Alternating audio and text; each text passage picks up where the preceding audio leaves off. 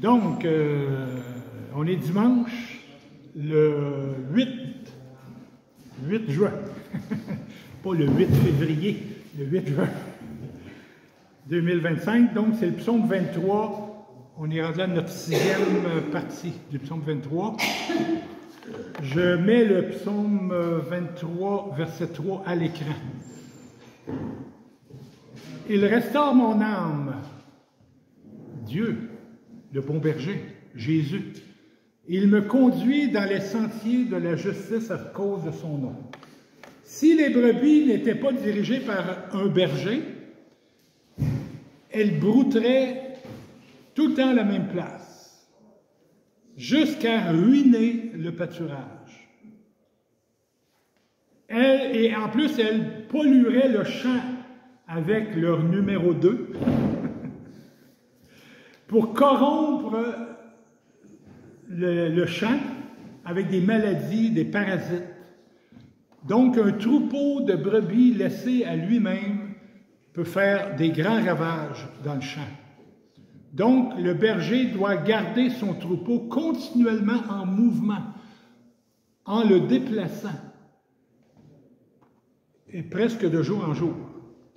Et c'est ce que David voulait dire quand il a écrit « Il, le berger, il me conduit dans les sentiers de la justice. Il me conduit dans les sentiers justes, dans les sentiers droits, dans les sentiers bons. » La plus grande partie de l'élevage des moutons se trouve dans le déplacement du troupeau. C'est la plus grande partie du travail qu'on doit faire avec un troupeau de moutons, de brebis. On doit le déplacer presque à tous les jours, parce que sinon il va polluer son environnement, puis quand un mouton mange, il mange tellement creux qu'il va manger même de la racine. Il est dangereux par lui-même. En passant, certains de nos comportements à nous, chrétiens, nos habitudes de vie, sont tellement semblables à ceux des brebis. Notre comportement, c'est tellement semblable à ceux des brebis que c'est un peu gênant de voir le comportement des brebis, de comparer à nous, chrétiens. Un exemple, nous, chrétiens, comme brebis, on est obstinés, on est têtus, on est entêtés, et on agit souvent selon nos propres moindres caprices. Malheureusement, on est trop souvent comme ça. Même si dans le passé, notre plan n'a pas marché et qu'on a souffert, bien, on recommence encore le même plan que ça n'a pas marché et qu'on a souffert. D'ailleurs, c'est écrit dans Isaïe 53 que j'ai partagé mercredi passé. Isaïe 53, verset 6. « Nous étions tous errants comme des brebis, chacun suivait sa propre voie. » Et malheureusement, quand on devient chrétien, on a bien de la misère avec ça, encore. On a bien de la misère. On veut tout le temps suivre notre propre voie. Même si on s'est pété le nez à quelques occasions, on recommence les mêmes affaires. Même si on sait que ça va nous nuire, même si on sait que ça va nous rendre tristes, trop souvent, on remarche dans les mêmes chemins mauvais. Même que l'être humain est parfois autodestructeur. Nous sommes autodestructeurs. D'ailleurs, ce qu'on fait subir à notre planète, ben, c'est de l'autodestruction. Réchauffement climatique, pollution. On le sait, mais on ne fait rien. Ils le savent. Hein? Ils le savent. C'est ça. Ben, on le sait, pas juste ils. On est autodestructeur avec la planète, mais aussi on est autodestructeur avec nos propres habitudes alimentaires. McDonald's, du Pepsi, même le Pepsi diète, on se dit, bon, c'est un Pepsi diète, il n'y a pas de sucre. Je m'excuse, il y a des produits chimiques qui remplacent le sucre. Le Kentucky, tu sais, on arrive à Malbé, là, pas Malbé, à Baie-Saint-Paul. Baie-Saint-Paul, il y a Kentucky, hein, Brigitte? Ouh, on arrête au Kentucky. On met du gaz au Shell, puis on achète quelque chose, Kentucky. Le chocolat, les bonbons, du sucre, du sel. On est autodestructeur. On le sait que c'est pas bon. En passant, Brigitte, après, on va dessus chez McDonald's. Il y a des promotions. Comme des brebis qui se suivent l'une après l'autre. Hein, on dit ça. On suit comme des moutons. Hein? L'expression, ça veut vraiment dire ça. Les brebis qui se suivent l'une après l'autre, par habitude, jusqu'à ce que leur chemin se transforme dans une profonde crevasse, tellement qu'ils marchent tout le temps dans le même sens, s'ils n'écoutent pas le berger, évidemment. Bien, de même, nous, les humains, on s'entête à suivre les mêmes habitudes, ces mêmes habitudes qui ont ruiné d'autres personnes qu'on a connues, qui ont eu bien de la misère avec ces habitudes-là, puis nous, on le sait. On retombe là-dedans. Éphésiens 2, versets 1 et 2.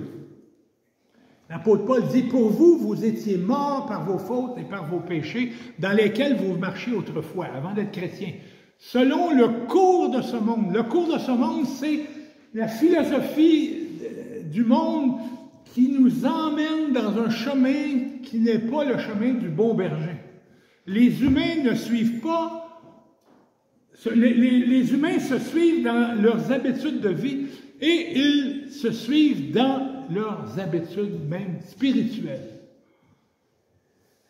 Matthieu 7, 13 à 14. Large est la porte, spacieux le chemin qui mène à la perdition.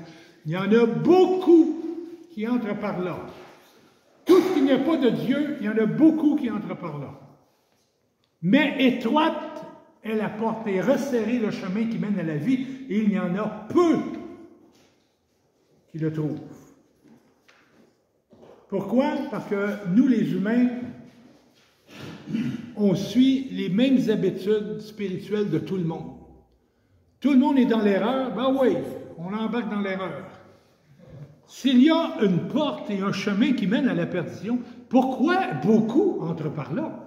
Si tu le sais que c'est dangereux, pourquoi tu y vas? Sachant que cette porte-là et ce chemin-là te mènent à la perdition. Qu'est-ce qui pousse les humains à prendre le mauvais chemin spirituel? Il y a une réponse à cette question-là. La réponse, c'est que les humains sont aveuglés et ignorants. Aveuglés et ignorants.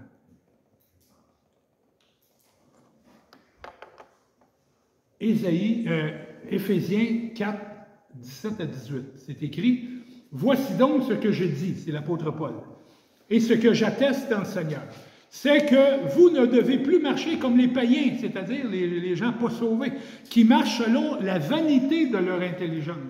Ils ont la pensée obscurcie. Ils sont étrangers à la vie de Dieu à cause de l'ignorance qui est en eux et de l'endurcissement de leur cœur.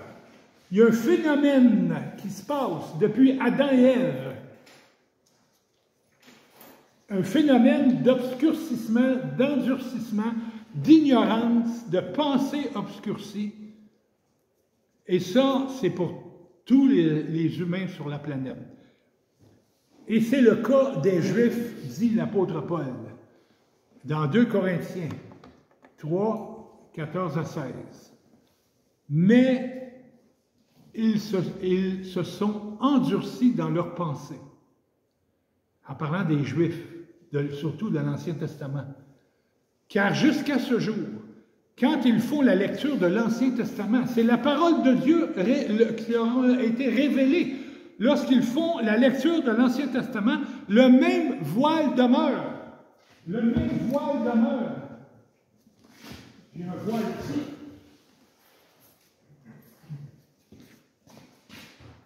Quand ils font la lecture de l'Ancien Testament,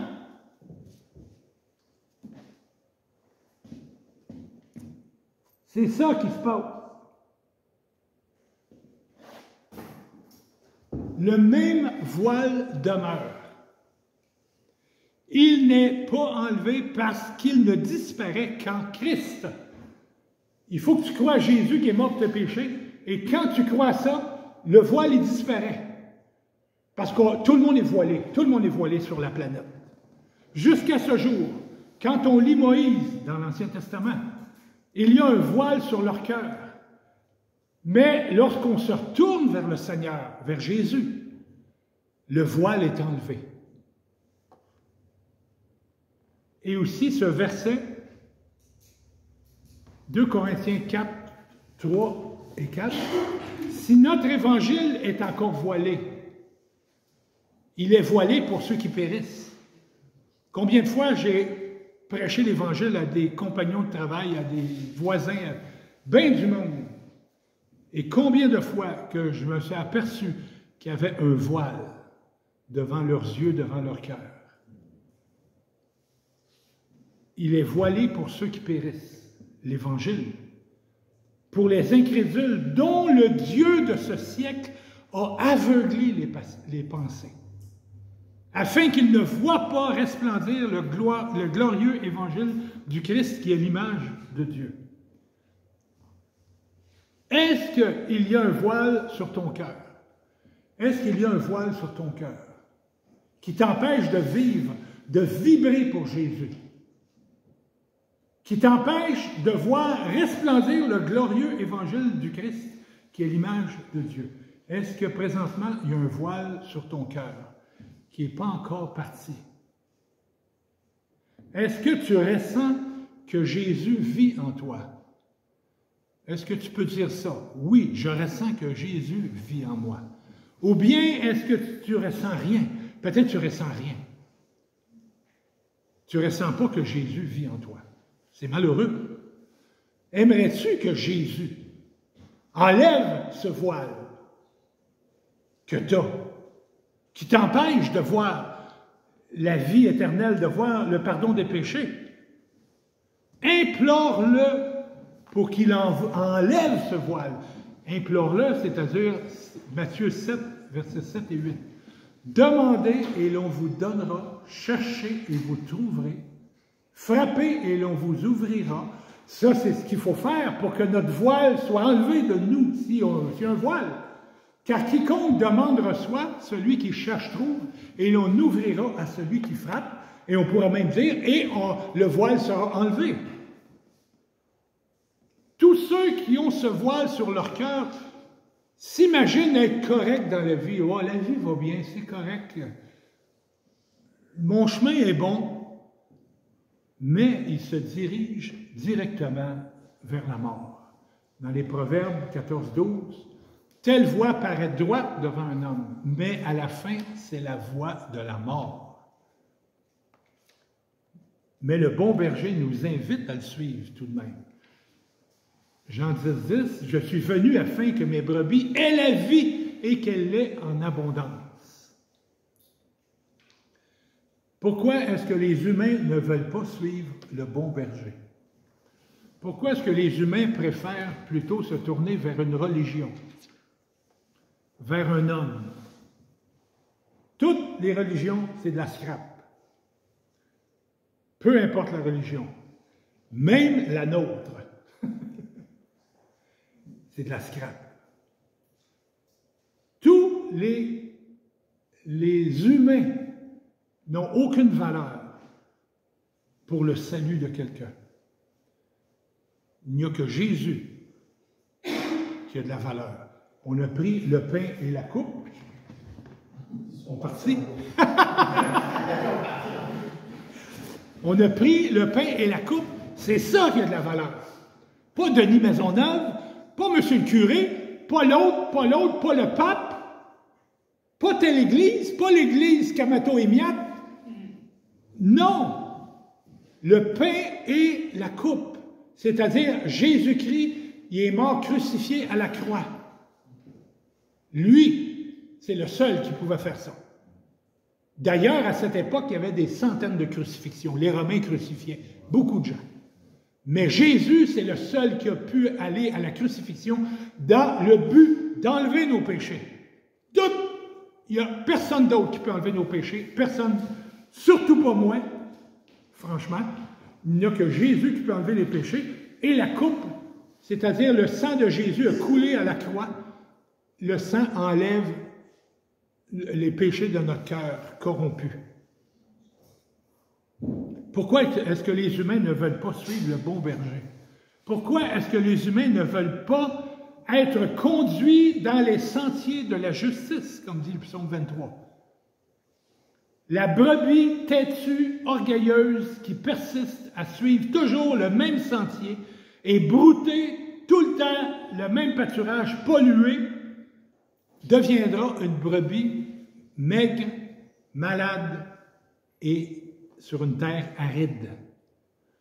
Le monde dans lequel nous vivons est rempli de ce genre de personnes qui, après avoir marché et marché et marché dans leur propre sentier, se retrouvent le cœur brisé, souvent leur foyer détruit, tourmenté, sans espérance dans la vie. Comme une pauvre brebis qui est tout le temps à brouter dans le même espace. Notre société malade se débat pour survivre sur une planète souffrante, une planète très souffrante. La guerre en Ukraine, la Russie contre l'Ukraine, qui entraîne par la bande d'autres pays, d'autres pays envoient de l'argent pour donner des armes à l'Ukraine. Est-ce qu'un jour, ça va se transformer dans une troisième guerre mondiale? On a eu une première guerre mondiale, on a eu une deuxième guerre mondiale, est-ce qu'on va en avoir une troisième? Les gens, en 1937, en 1938, ils ne pouvaient pas s'imaginer qu'après avoir vécu 1914, 1918, la Première Guerre mondiale, avec des millions de morts, les gens ne pouvaient pas se dire hey, « ça va faire les guerres mondiales ». Mais non, il y en a eu une deuxième. Mais aujourd'hui, les gens ils disent « oh non, non, il n'y arrivera pas une troisième guerre mondiale. Je regrette ». Ça se peut qu'il arrive une troisième. Les atrocités qui se passent dans la bande de Gaza, les Juifs qui sont en train d'affamer des milliers de Palestiniens. Il y a, à date, je pense, il n'y a pas loin de 45 000 morts, des civils morts. Ce qui se passe en Haïti, dans ma poche gauche, connexion, ah, ils sont encore là. Ce qui se passe en Haïti, c'est terrible, c'est horrible. La planète va mal. Donald Trump qui ébranle l'économie mondiale avec ses décisions vraiment bizarres. Tout le monde est à l'envers sur la planète parce que M. Trump, il décide de l'affaire. Avec son gros crayon, il signe des décrets. La planète est vraiment, vraiment souffrante. L'immigration,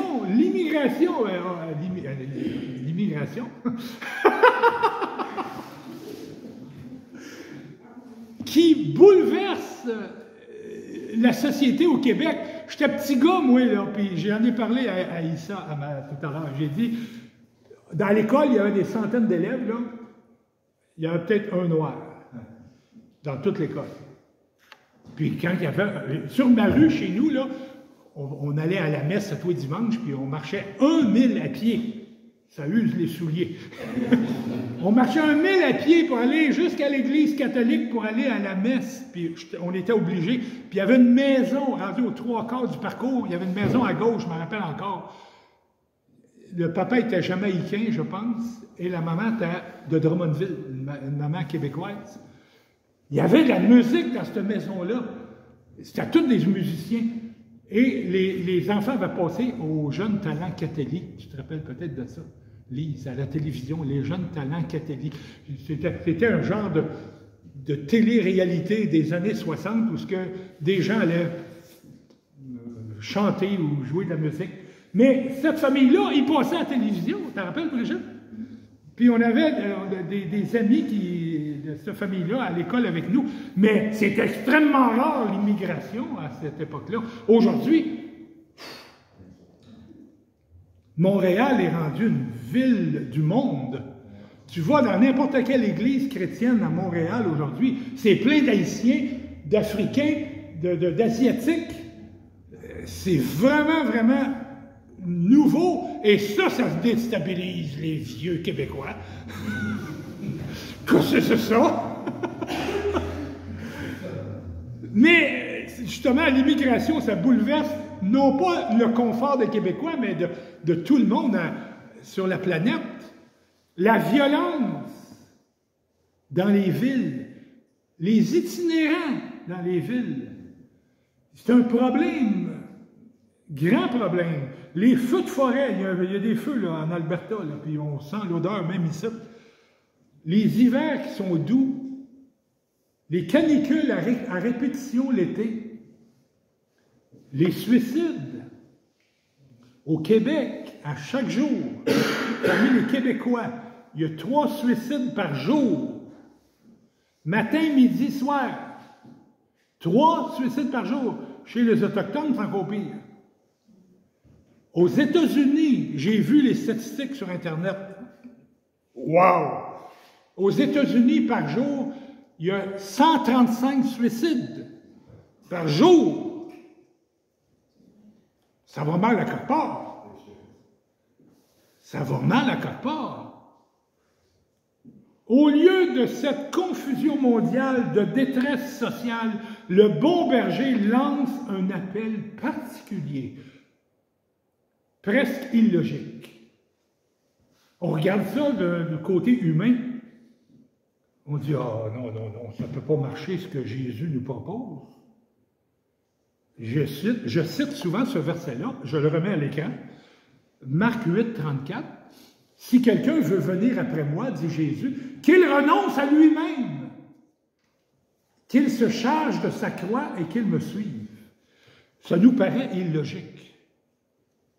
Renoncer à moi-même, prendre ma croix, qui veut dire quelque chose de douloureux, quelque chose de pas plaisant, quelque chose de souffrant, bien ça, si je fais ça, renoncer à moi-même puis prendre ma croix, ça va me rendre heureux.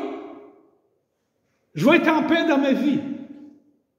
C'est dur à comprendre. Mais Jésus le dit. Aussi illogique que ça peut avoir l'air, mais Jésus, il ne peut pas mentir. Il ne peut pas mentir. Mais la plupart des humains, la grande majorité des humains, ne veulent pas suivre le bon berger de cette façon-là. On ne veut pas renoncer à nous-mêmes, on veut suivre nos propres décisions, notre propre chemin. On ne veut pas être conduit par qui que ce soit. J'ai ma vie, achète-moi pas. Je sais que je fais. Chaque être humain, dans sa vie, se trouve face à cette décision ultime, depuis ta naissance jusqu'à ta mort. Tu as une décision à prendre. Attends pas de mourir, il va être trop tard. Tu as le choix entre deux choses. Je veux suivre le bon berger ou je veux suivre mon propre sentier. Quelle est ta décision? Je vous présente 7 changements à prendre pour avoir une vie nouvelle et abondante, une sainteté en progression, une vie de bénédiction pour soi-même et pour ceux qui nous entourent. Donc, 7 changements à opérer. Premier changement, au lieu de s'aimer moi-même, je vais aimer Jésus-Christ de tout mon cœur et les autres plus que moi-même. Au lieu de m'aimer moi-même, je vais aimer Jésus-Christ de tout mon cœur et les autres qui m'entourent plus que moi-même. L'amour, selon les Écritures, n'est pas une émotion douce et sentimentale, un coup de foudre, comme quand j'ai vu Brigitte. J'avais 17 ans, en secondaire 5. Wow! La mâchoire à terre. Quel pétard! Quelle bonne fille! Coup de foudre! Coup de foudre! Mais l'amour, selon les Écritures, c'est pas ça. C'est une décision réfléchie, volontaire. C'est loin d'être ce que moi j'ai vécu avec Brigitte.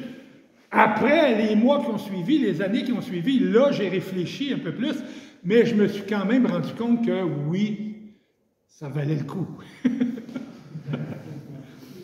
Vraiment. Vraiment, ma première blonde et 4 enfants, 8 petits-enfants. Je t'aime, mon amour.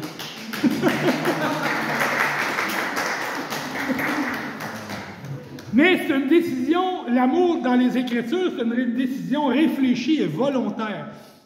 Je suis prêt à donner ma vie pour les autres. C'est ça l'amour, selon les Écritures. Parce que c'est exactement ce que Jésus a fait pour moi. Sachant qui j'étais. Jésus savait qui j'étais. Même il y a 2000 ans, il savait qui j'étais. Rebelle, méchant, détestable. Mais il a donné sa vie pour moi. À la croix. Le vrai amour biblique coûte toujours quelque chose. Très dispendieux.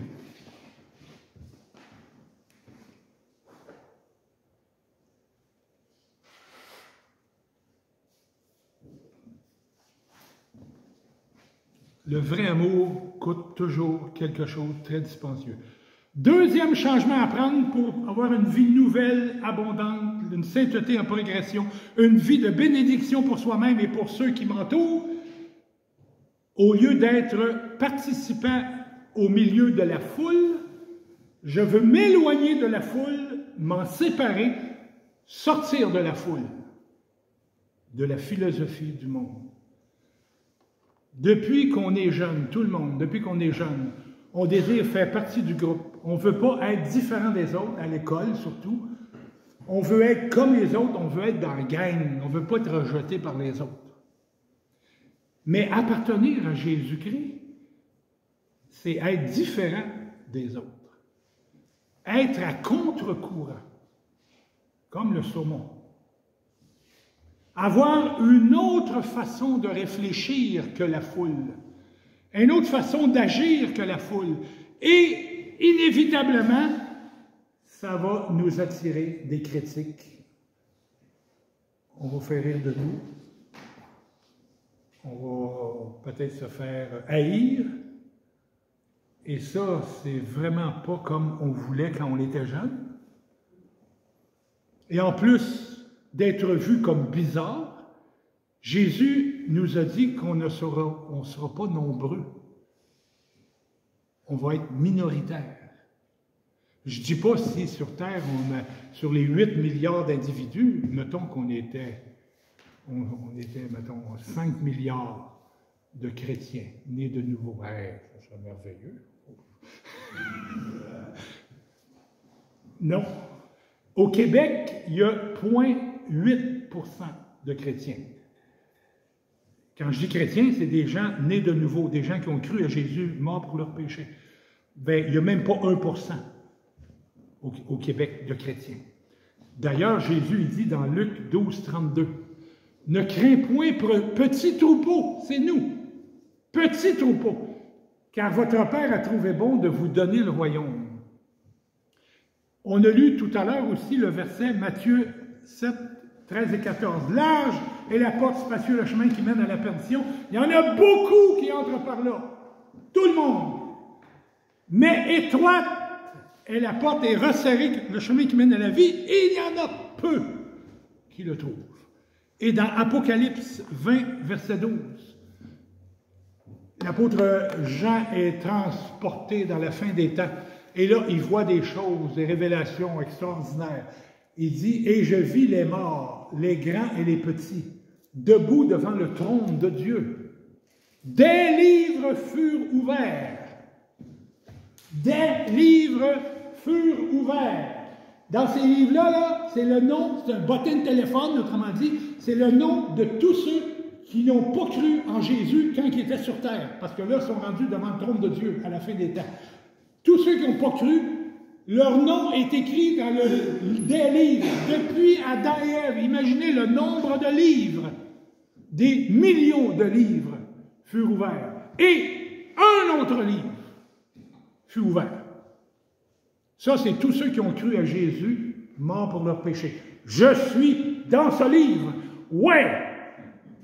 Es-tu dans ce livre-là? Je ne peux pas répondre pour toi. Mais un autre livre fut ouvert, qui est le livre de vie. Les morts furent jugés d'après ce qu'ils étaient écrits dans les livres selon leurs œuvres. Donc, on n'est pas beaucoup. Notre gang est petite. Ne nous décourageons pas parce qu'on n'est pas nombreux. C'est le plan de Dieu. Dieu a voulu ça comme ça. Troisième changement à prendre pour une vie nouvelle et abondante, une sainteté en progression, une vie de bénédiction pour soi-même et pour ceux qui nous entourent. Troisième changement à prendre, au lieu de revendiquer mes droits, je veux renoncer à mes droits en faveur des autres. Ça, c'est pas facile à faire, c'est contre notre nature humaine. Il faut vraiment mettre l'orgueil de côté. Et si on met ce changement-là en pratique dans nos vies, c'est-à-dire renoncer à nos droits, évidemment, ça prend l'aide de Dieu, là, on ne fait pas ça tout seul, mais si on met ce changement-là en pratique dans nos vies, ça va entraîner une grande paix intérieure, une libération face à nos désirs charnels. La paix va s'installer parce qu'on va avoir renoncé à nos petits droits personnels. Quatrième changement à prendre pour avoir une vie nouvelle, abondante, une sainteté en progression, une vie de bénédiction pour soi-même et pour ceux qui nous entourent. Quatrième changement, au lieu de vouloir être le chef, je désire être le serviteur, l'esclave des autres.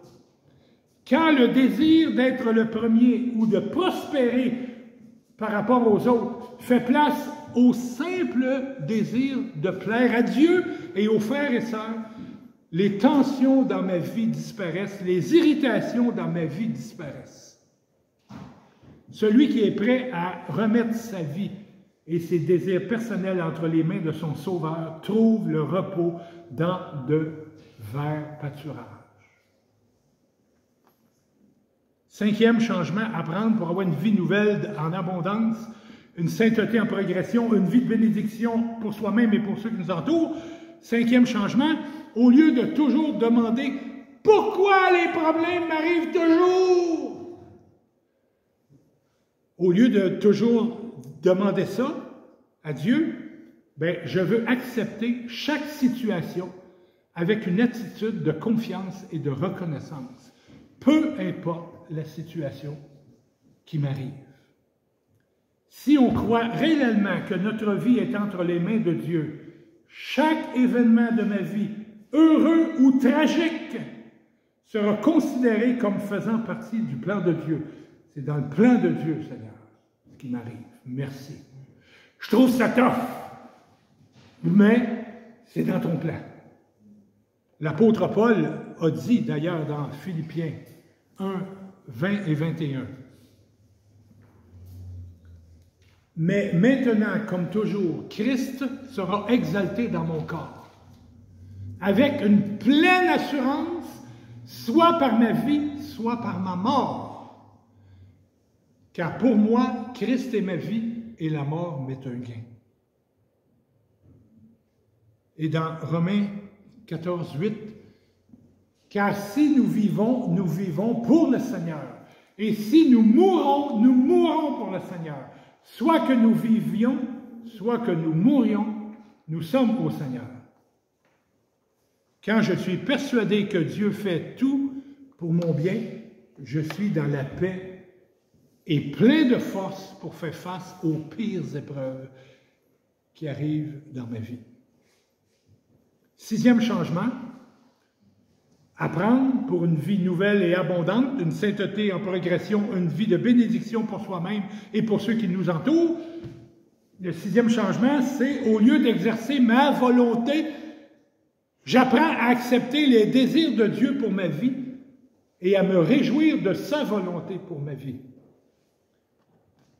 Quand on accepte que notre propre volonté est brisée, quand on accepte ça, de briser ma volonté, quand le petit roi que nous sommes s'efface, bien là, le grand roi prend toute la place. Jésus-Christ. Est-ce que tu veux prendre ta croix? Est-ce que tu veux mourir à toi-même? Non plus ma volonté, Seigneur. Prends toute la place. 7e changement, le dernier. 7e changement, apprendre pour une vie nouvelle et abondante, une sainteté en progression, une vie de bénédiction pour soi-même et pour ceux qui nous entourent.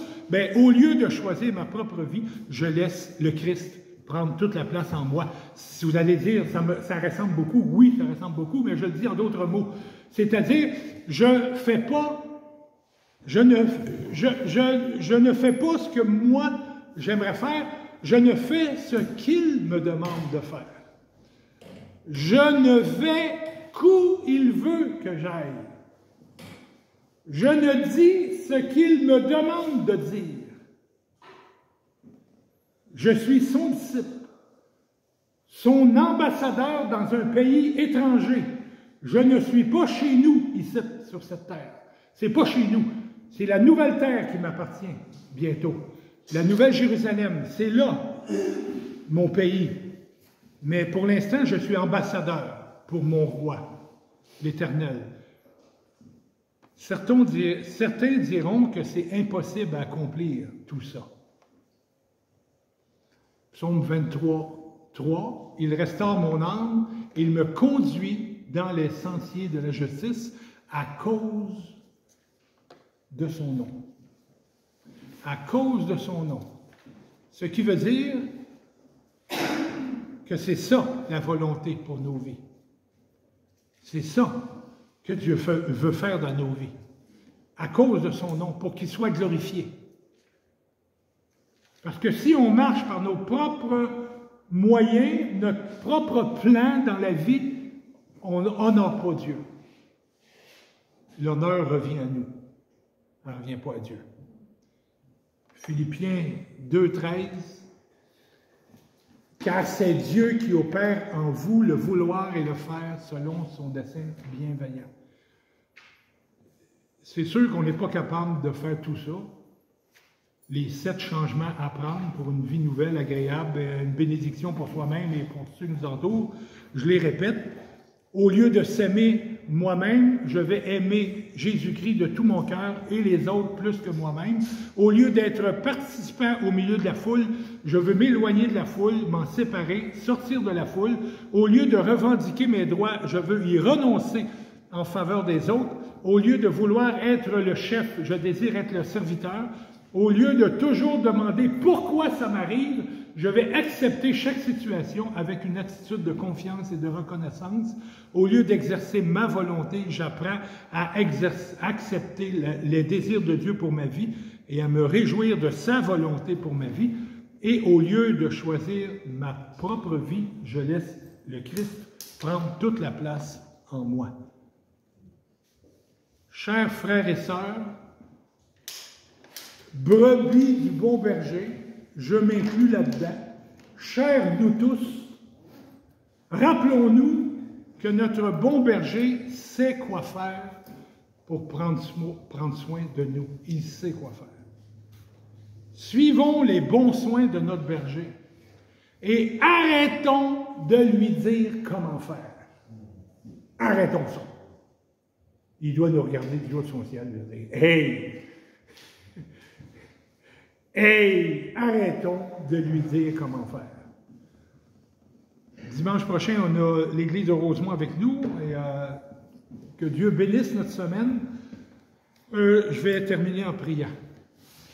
Merci Seigneur Jésus parce que oui, tu es le bon berger. Et Seigneur, tu veux me diriger dans ma vie.